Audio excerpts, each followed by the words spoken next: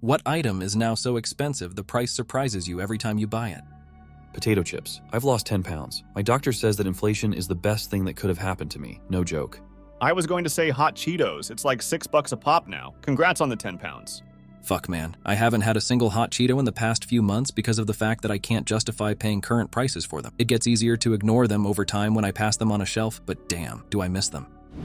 Concert tickets. I mean, I don't buy them anymore, but when I go to buy them, I don't. Me too. Sees cool show, goes to investigate the price, gets to checkout screen, closes tab in a rage, falls asleep crying because I'm too poor to see a band that isn't that popular anymore. English girl group from the 2000s, Sugar Babes, played near me last year. I wanted to go for nostalgia's sake, but $90? No thank you.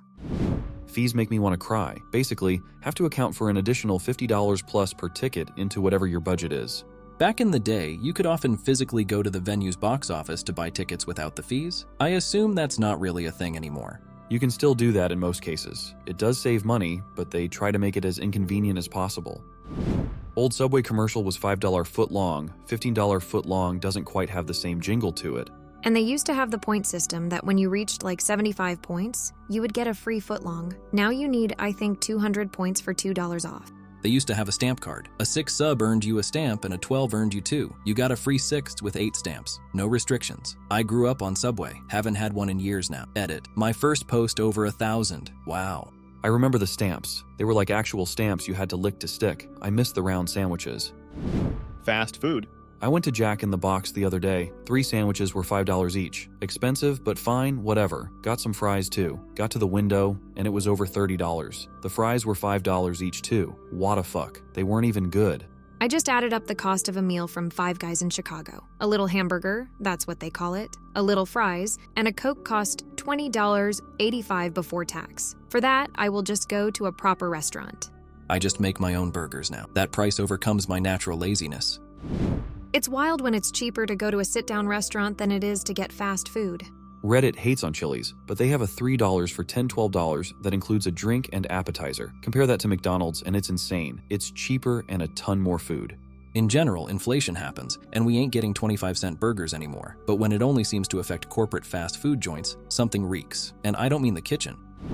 As a truck driver, I no longer eat any meal out of a truck stop restaurant anymore. A T-bone steak dinner at the Petro cost almost $40 out the door after taxes and a tip. I was able to justify investing in a vacuum sealer, a domestic 12-volt fridge or freezer, and a gas 1 camping stove. All in all, my total initial cost to start saving more money has been almost $1,000 to prep my own food. And I'm going to make all of it back after 3 or 4 months if I just cut the restaurants out of my budget entirely. I've also found that brewing your own tea or coffee and using drink mixes cuts back on costs significantly, seeing as a bottle of Gatorade costs like $45. Absolutely perfect idea. That truck stop food is a killer. I've seen so many truckers using crock pots in their rigs now.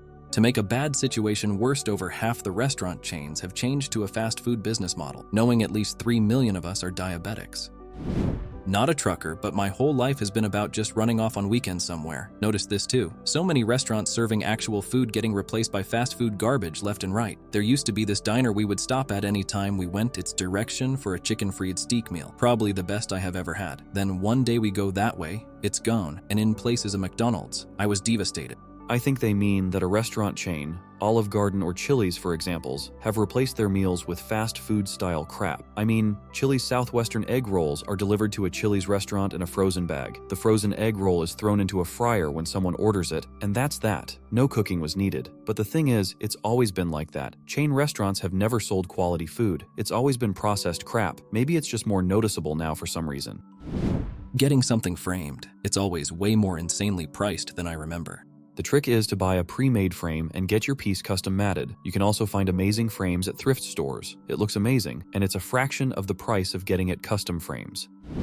Try an independent business. I always avoided the mom and pop framers because I figured they would be way more expensive than the craft store places, but there's a framer near me that charges like 1/3 of what Michael's does. He doesn't have the software to preview the final product on a screen, and I usually pick my Matt Kohler from a swatch book of postage-sized samples rather than corner sample that's held next to the print. And he never calls when stuff is ready, but he seems to get done much faster. It's all the same components. Archival mats, glare-free museum glass, etc.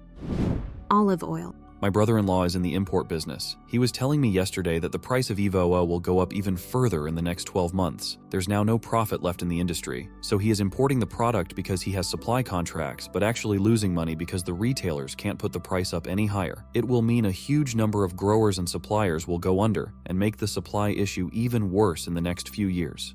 Thanks for the heads up. I bet we'll be seeing a whole lot more adulterated olive oil sold as pure olive oil and, without any deception, products that will be mixed olive oil with a cheaper carrier oil. I'm an olive farmer. It's difficult to find hard data, but it's a common secret that AVO retail amounts add up to way more than production figure. There are, of course, blended olive oils that take premium olive oils and mix them with worse quality ones in order to make a final product that is within the specifications for EVA. But we all suspect that's not enough to cover demand, especially at the prices of some retailers. Edit. Oh, and next year's season might turn out bad as well. Crazy weather pattern. Around here, it took deciduous trees until late December to shed their leaves. There was a mild summer that went on until December, and the current weather conditions resemble those of autumn. No winter so far. Looked at a magazine while standing in the grocery store checkout. Magazine was $15. I work in retail, and we sell magazines. I honestly don't know how magazines still exist. No one buys them, ever. They all just get counted and thrown away when the new issues arrive. Obviously, they rely on ads for revenue. But how much can you charge for ad space if no one is buying your magazine? I just don't get it. Advertise with us. 23 million copies printed every month. Fruit. How the fuck is a cantaloupe $8? I accidentally bought a $15 bag of grapes and a $15 bag of cotton candy grapes. Panicked when I got home, but even worse, the next day they were moldy. I actually returned them to the store. I'm not cheap, but $30 is $30. Yeah, that happened to me. The sign said $5, and I thought it was per bag, but it was per pound, and the bag weighed 3 pounds. Dough. I bought a pack of Mentos at the grocery store, and it was $2.35. I'm so old. Those icebreaker gum cubes I saw in supermarket the other day for $6. $6 for a pack of gum. Yeah, what the fuck is up with gum prices? I don't buy gum very often, but when I do, holy shit, have to take out a loan. And gum, you fucking lease the stuff. You don't eat it. Went to buy those small black runner bands for your hair and couldn't find any under $4. They used to be 99 cents. If you have worn out nylons or leggings, you can cut loops from the legs, and they're really easy on the hair. Peanut butter was $9 yesterday, one of the larger Jif jars, but I remember them being like $5 the last time. Takes you a long time to finish a jar of peanut butter, eh? Soda. A 12-pack on sale is $6. I remember buying full cases for that price pre-pandemic, and if it's a Coke product, it's even worse.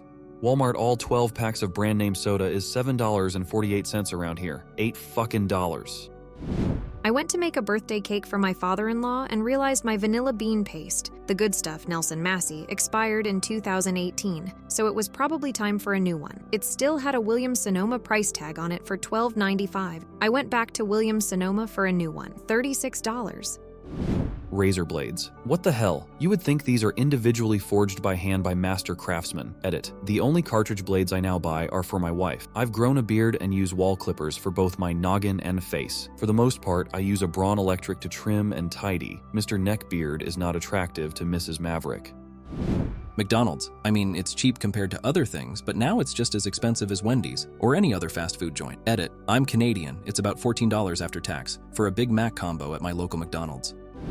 Thank God we are not hurting financially to the point where I have to pick between things to buy and have to really be careful with grocery shopping. But it's really concerning and disturbing seeing the prices of just the most basic stuff families need. Milk, eggs, bread, cheese, and meat. I can't imagine what it's like having to feed a family but not having enough for proper groceries. And seeing these prices is just infuriating. The fact we are being screwed from every angle possible makes it even worse what they're doing to people just buying food. It has to come to a breaking point sooner or later. Who knows? People one day will not stand for everything they're doing to us. People with full-time jobs who 20 years ago could have been a single-income home with 2 cars, own a house, vacation once a year, extracurricular for the kids, and being comfortable. Now, it's not even achievable to that level of comfort with 2 incomes. Sad to see the prices, and I hope whoever reads this, if they're hurting, may God bless you and that you are going to be okay to be able to feed your family.